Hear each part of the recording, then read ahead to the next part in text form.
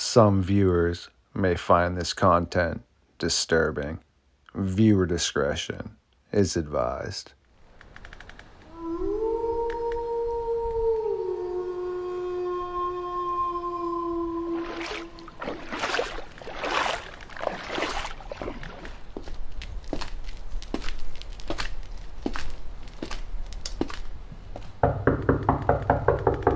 Who dares awaken me from my slumber? A member of the Midnight Society, Ernie Davieau, aka the Squatch Whisperer. Yes, it is always great to see you venture into the Fox Den for another episode of Midnight Lycanthropy. Yet, before we continue this episode of Star Fox Radio, please allow me to feed.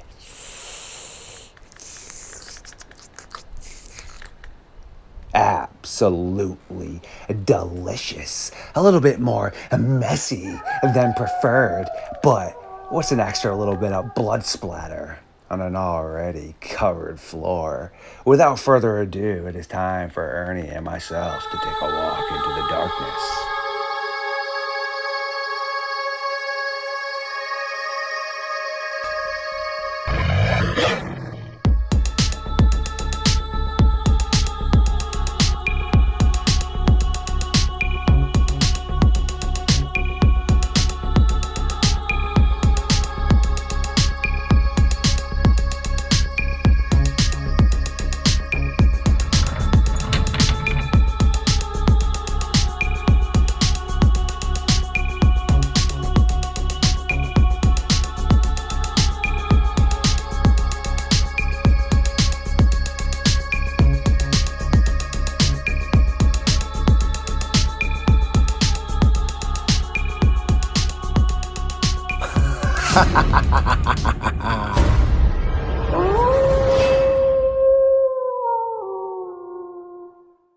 My creatures of the night, yes, welcome back to another episode of Midnight Lycanthropy here on Star Fox Radio.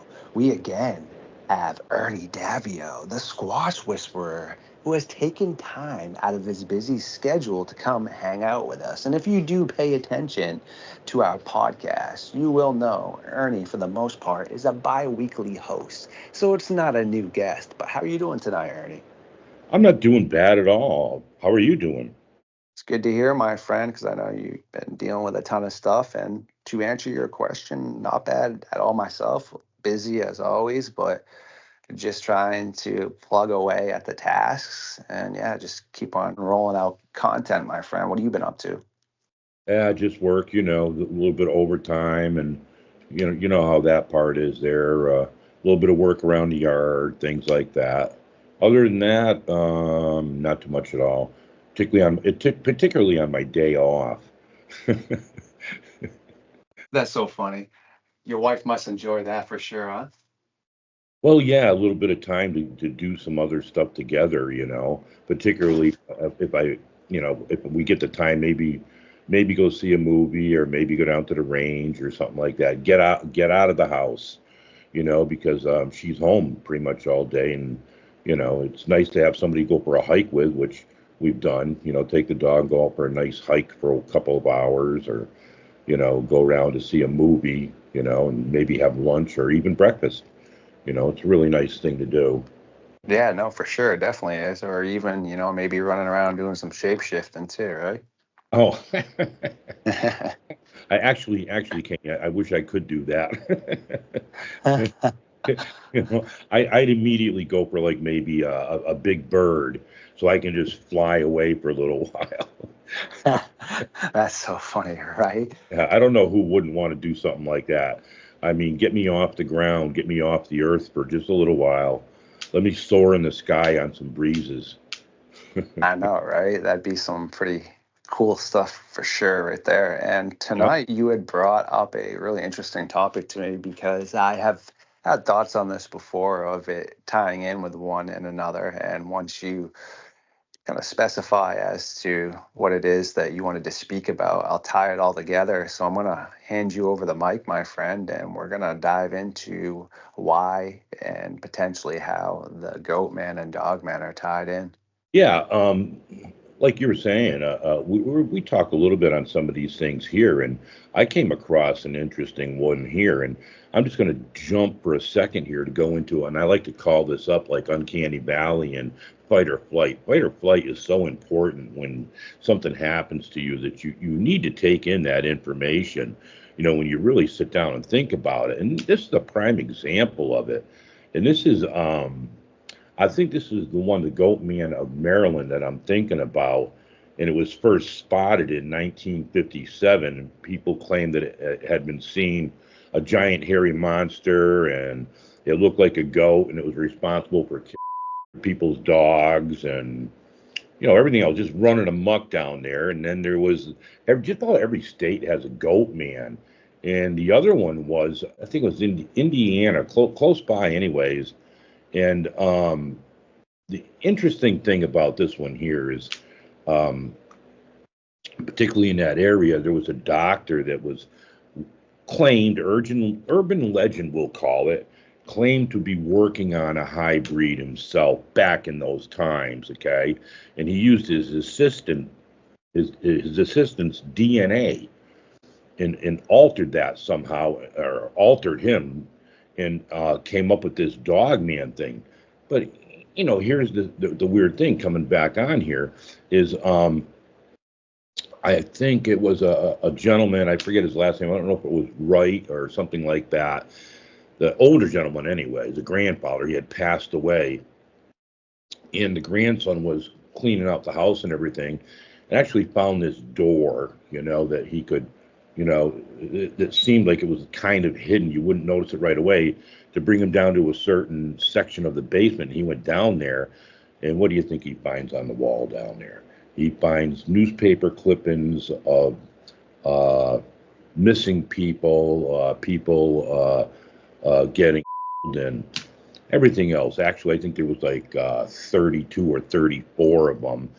And then he notices off to the side of the room, a chest over there. So he goes over there and, not thinking too much about it. I mean, what had happened was he goes over there and opens it up, and sure enough, man, there's a big giant goat head mask inside. So was his grandfather doing that? Can they all be affiliated with that?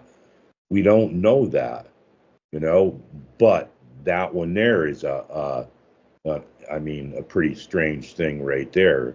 Like I said, we've got them all over the place. We've got them on the old Alton Bridge in Denton County, Texas. To give you an example of the different states and everything here, and it's a legendary haunted bridge, and I believe they call that the crying bridge, because they hear what sounds like a baby crying or whatever. And this is before the Goatman jumps out and jumps on your car or whatever. But other people have said it sounds like a goat, and a goat kind of does sound like that, So is that in there? I don't know, but we can't discount everything out of there.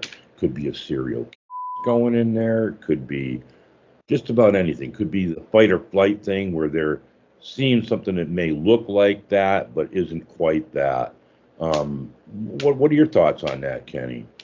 That's straight up bizarre right there, and nightmare fuel. I obviously have heard about the Goatman, and yet though I did not really know too much about the origins, because obviously anyone that does tune into Midnight Lycanthropy realizes, I do focus on the Dogman topic as a journalist, but obviously just in existing in general, you hear and see things like that. And like I said, that's bizarre.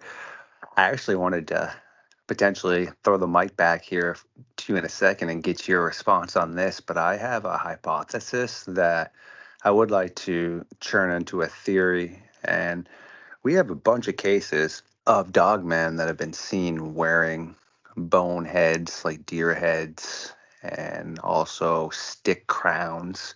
For example, a group of young children saw what looked to be a pack of these canine-like creatures dancing and chanting, kind of, with one in the middle wearing a bone mask. And we've had other cases of dogmen wearing bone masks, like deer masks, potentially. And what I'm thinking too is, correct me if I'm wrong, when it comes to the reports of what a goat man looks like, they have the bent back legs, okay. Well, bent back dogman legs, yes, okay. And then they have like what, strange looking arms with hands, yes, dogman.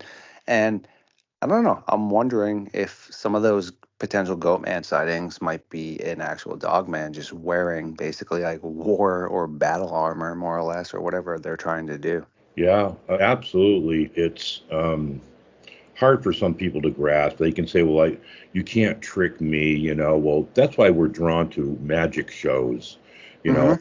only to go there and be tricked. So it's And it's soap operas, right? yeah, and soap operas And exactly. WWE and all that stuff. Yeah, Yes. exactly. You know, so to get into something like that, I mean, there we again we have fight or flight. So your mind is going to try to at least put whatever it is that you're looking at into, you know, call that a peg, put that into a hole to protect you, to protect your psyche on that. You need to learn how to control that. So, I mean, could it be well, could it be cults? Some of them be cults. I mean, that's the Bennington Triangle. They were known for having cult activity up there, satanic cult activity. Yeah, the Up Bridgewater Triangle as well, right- Hockomock Swamp, yes. exactly. You know, so could there be people dressed up like that dancing around on, you know, All Hallows Eve or something? Absolutely. Bray It Road as well in Wisconsin, now that I think of it, because they don't know if it was a cultist activity or quote unquote the dog man, because they found an area with a ton of skulls and bones arranged up on a tree and also just thrown all around in the ground in holes. So, I mean, we do know that the Beast of Bray Road activity, but also there was supposedly a cult activity there as well. Yeah, exactly. So we could mistake something like that. So quite obviously, you know, we could also mistake the identification because let's face it, the goat man for me really wouldn't scare me too bad. Yes. It's a goat, okay? One of the Yeah, dumbest animals and, and possible. I mean, I love animals, to but my me, friend's a farmer and she said goats are not smart.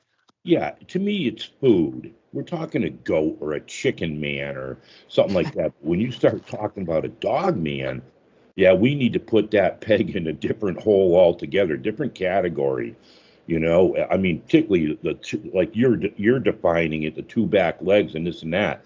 Is that what some of these people could be seeing? And they could be because we can't put that out there for the eye for other people that are listening because you could have an eyewitness that's a really good eyewitness, and they definitely this did happen to them, you know, and they know the difference between a goat in a dog or a werewolf or something like that. You know, will a dog get up and do something like that? Yeah, they might run a little bit. I've seen dogs do that on their back legs or whatever, or even Hmm. on front legs, you know. But the goat man thing, yeah, that's not too scary for me. You know, I mean, sure it has hooves and could probably kick me or whatever, or try to horn me or whatever. But the dog man, that's different. I think that would be a different level of terror for the eyewitness, and they immediately have to respond to, you know, a lot of stimuli that's going on. Is this a cult ritual thing going on? Are these really human beings dancing around? Because let's face it, that alone could scare somebody. You know, you're already hyped up if you're going out on All Hallows Eve. You already got yourself into a situation like one of them shows, you know, ghost shows where you walk into the building and, you know, the person that's leading you through there, your guide is going, "Did you hear that?" You got freaking you out. You know, Yeah, next painting the narration for you, yeah, exactly. exactly. So that narration is 10 times worse when you subscribe to it and you paint that narration yourself.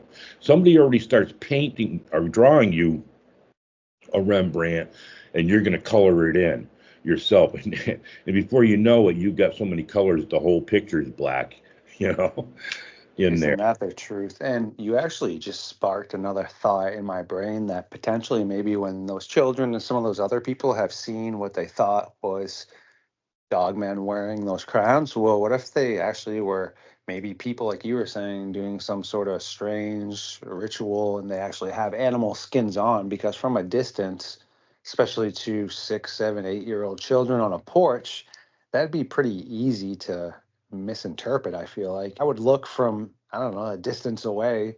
If it was people in animal skins and such, that could look animalistic, could it not? Absolutely, because one of the things in the satanic rituals is they're trying to get that, and I think it's called adrenochrome, Hmm. trying to get that when you have that just coursing through your blood because you got all hyped up and everything else. Supposedly, I've read it before. I'm sure other people out there have heard this, that's what they're trying to do.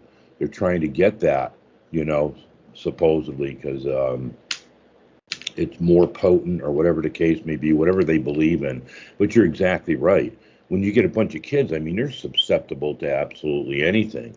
It's a little bit harder to fool an adult, particularly if they've been through a lot and they've learned to, breathe slowly, take it in, calm down, get control of your fight or flight right off the bat, and study what it is. Now, if it's a werewolf, by all means, run. No, for sure. And actually, a really nightmare fuel aspect of even just to show how adults can be confused by fear. I mean, look at the Berserker Vikings. They wore wolf skins, okay? And they painted themselves all up a lot, didn't wear anything else except for those skins. They were on drugs, all kinds of things to go ballistic. And the people they were attacking really believed they were wolfmen, but they were just people such as you and I that were psychotic wearing the skins and painting themselves up. Yeah, yeah, and drug fuel too, I mean, So that even would look like a werewolf potentially, would it not? yeah, if they acted like it and everything, if they acted like an Yeah, they're animal, howling and like biting sure. people and stuff, wearing these skins. I mean, I would be like, Yeah, holy Christmas trees, those are some werewolf people. I mean that's the equivalent of just going to war in general, I mean, what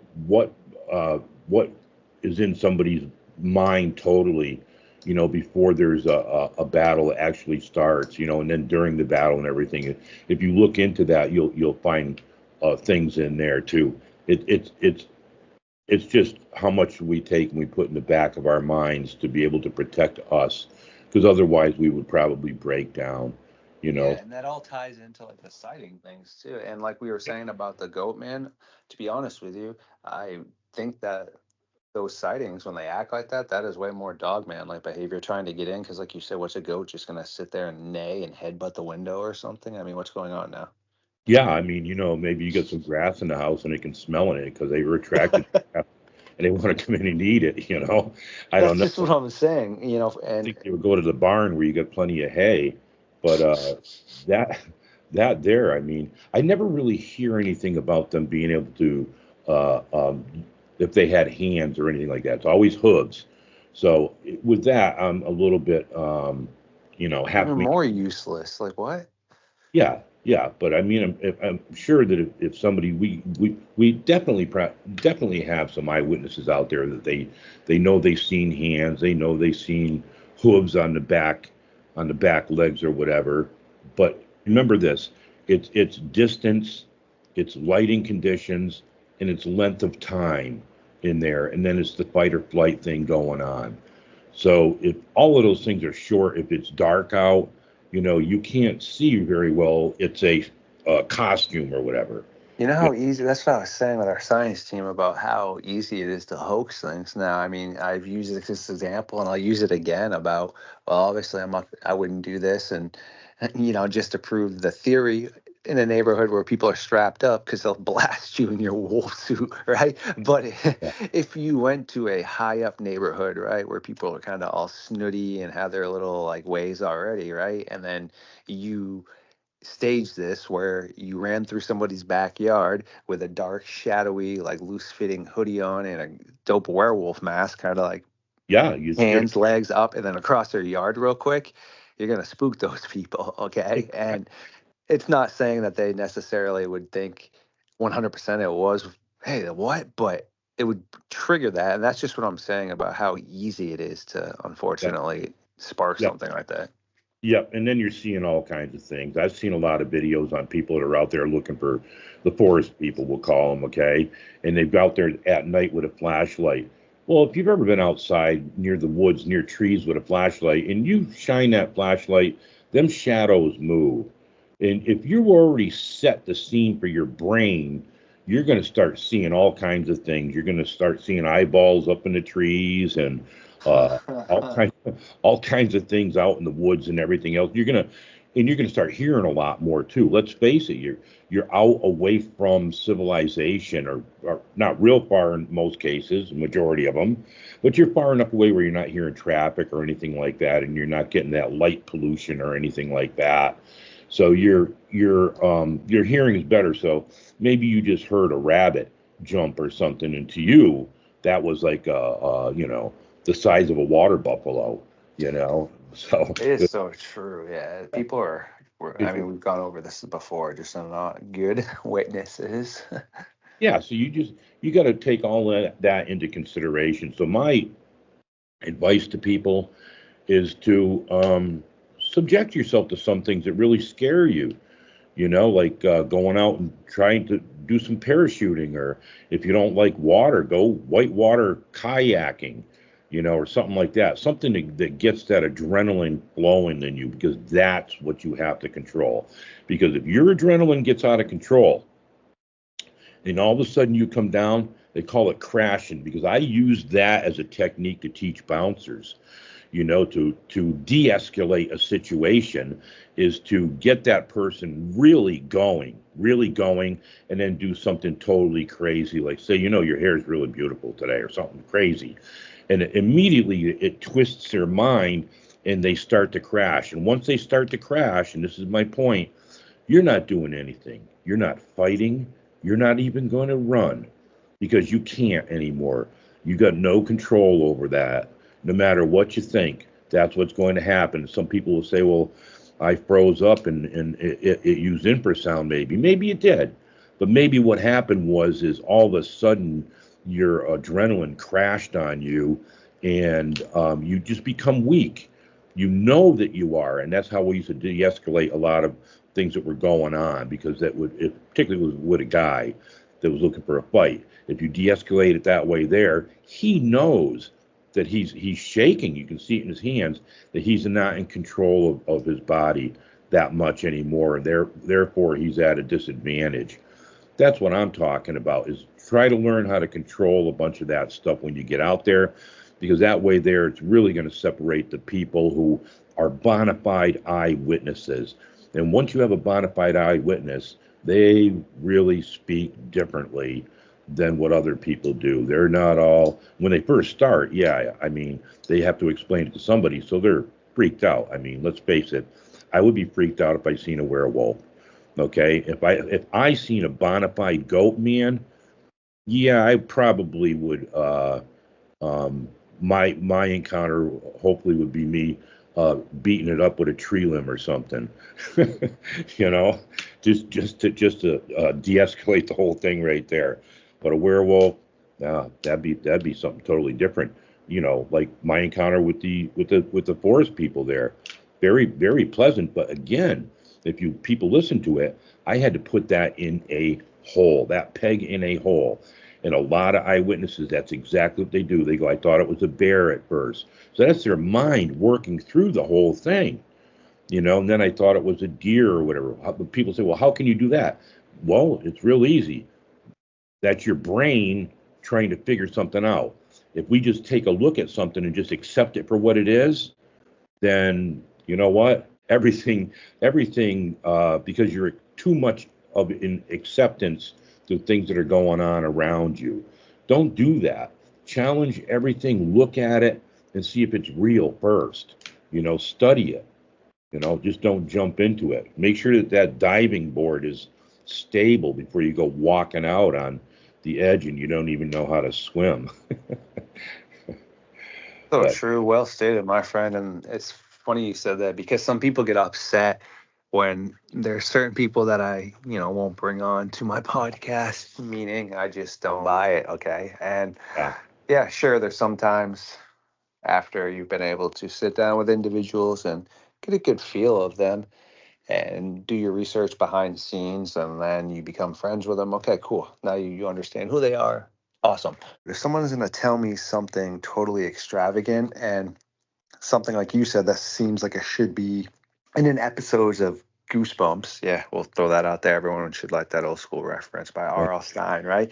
Yeah. Then just show me a little bit of that. Okay, why, as a journalist, when I know for a fact every day people sit in court systems and lie till their face is blue saying they didn't do something, and you know how many prisons you and I could go to and look at people that will tell you up and down over and over again they're innocent, they never did anything, but they did do things. Okay, so why, as a quality journalist now, am I supposed to just take people at their word value? Sorry, it doesn't work like that. Okay, because I know what human beings are capable of, and I know how people control the narration, such as you and I have spoken about before with, content creators, scientists. It doesn't matter. If someone tells me an encounter, meaning you and I were driving, okay, right? And something I go off and I tell people this encounter, whether or not you want to speak, it doesn't matter. We're not going to even dive into that. But okay, my car gets attacked from the side. It scrapes down the side of the door. I bust my window out, jumps on the hood. We're swerving, all this. Okay, boom, boom, boom. All right, well, where are at least some of the pictures out of that? I'm supposed to just take that thing you just said, or hey, at my property, this is happening. I was looking in my window last night. Okay, cool. Can we come look over there? No. Okay. Is there footprints or anything? No. Is there vocalizations? No. Again, okay. So I'm supposed to just take all that at face value? Nah, I won't do that. Exactly. And that is what's going on out there, because we've all been programmed now over the past couple of years that you can't challenge anything. But I mean, if I don't care if somebody even broke into my house, I'm looking for evidence. I'm going to overturn every single thing that I can find to Mm-hmm. to figure out what went on in there. And people have to understand that, particularly with somebody like you, you're an investigative journalist. We're looking for everything. We're looking for mannerisms and everything else, and people are getting pretty good at faking it. Pretty good at Heck faking. yeah. But if you wait 3 months, that's the way that it's told that nobody can keep up that lie for 3 months. It changes. Is there? I mean, I was just on a show the other day, and you know, I one of the things I left out, and I'll readily admit it, is the plane that went over my head. But was I affected by that? Not at all, because to me there was some things that were not really all that important to me, but to some people it would mean something.